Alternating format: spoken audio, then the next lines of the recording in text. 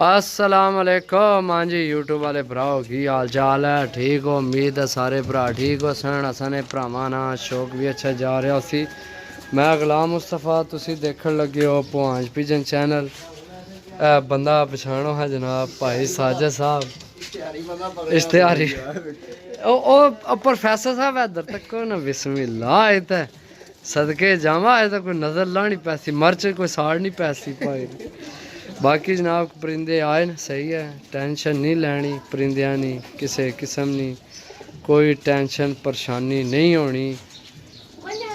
पो मांझ को नहीं होन दित्ती, हूँ तो कबूतर ही बड़ा नवे परां विच आए। हाय हाय हाय हाय चसे चसे चसे चसा चसा चसा। नंबर नोट करो 0355 52 40 630। कॉल व्हाट्सएप पे नंबर है। लोकेशन ज़िला गुजरात, तहसील सराय आलमगीर, पिंड ग्रां साडा पुहांज। मिलसां अगली वीडियो विच फिर जनाब।